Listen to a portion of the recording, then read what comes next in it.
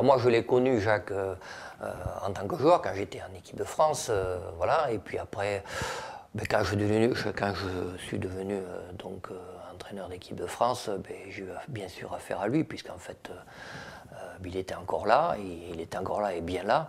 Voilà, bon, oui, c'est un joueur atypique qui a énormément de talent, je crois que j'ai jamais vu ça. Et on va dire très instinctif. Voilà. Donc je pense qu'il faisait des choses, il s'adaptait à beaucoup de situations. Je crois que sa grande qualité, c'était qu'il se connaissait très bien. Il était capable de s'analyser, d'analyser les adversaires.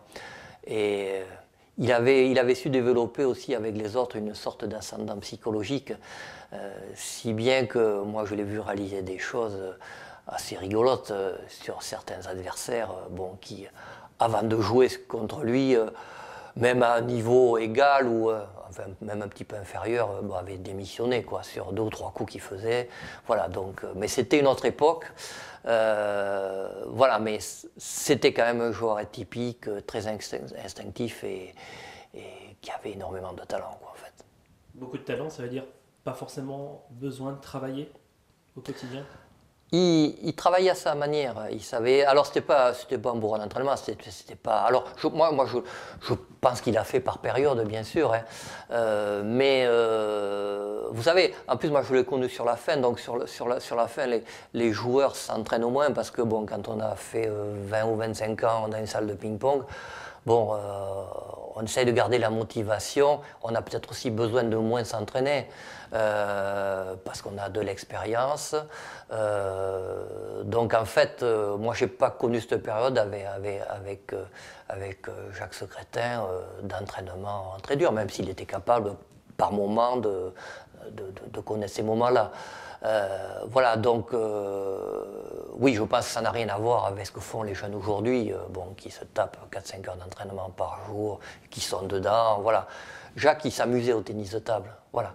Donc, et je pense que c'est ce qui avait sa force, parce que chaque match était un défi, c'était l'occasion de s'amuser, de jouer un petit peu comme le chat et la souris avec l'adversaire.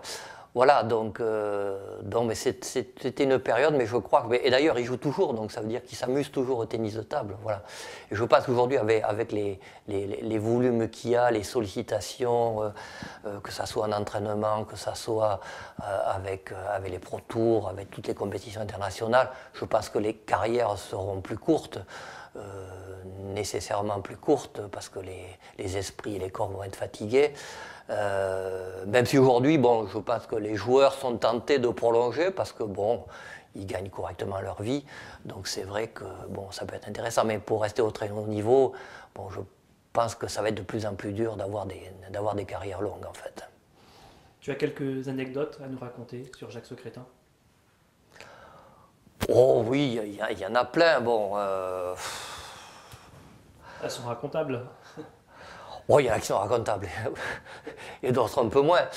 Non, mais Jacques Secrétin, c'était toujours la personne qui avait une manière particulière de préparer ses matchs. Il s'échauffait très peu.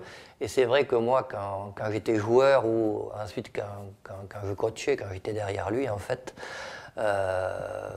c'était quand même quelqu'un de très indépendant. Donc, je le coachais, j'étais là, j'étais avec lui, on discutait, mais je le coachais pas comme j'ai pu coacher le Besson, voilà, évidemment, on était entre adultes, voilà, et puis il avait une belle expérience.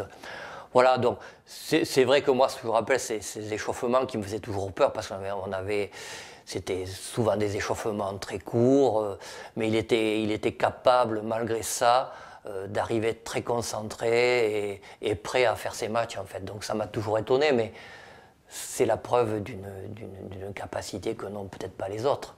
Voilà, c'est pas une anecdote, c'était un fait courant. Voilà, mais il était confiant, il se préparait à sa manière. Il y en a qui avant, Grouba par exemple, il transpirait sans héros 1h15 avant son premier match. Après il y avait l'histoire du collage aussi, il fallait coller, pas coller, voilà. Donc, voilà, c'était cette particularité, voilà. Après sur le coaching, effectivement, comme il était très instinctif, Ben, c'était pas toujours évident, mais globalement, ça se passait bien, quoi, parce que il voyait souvent juste, en fait.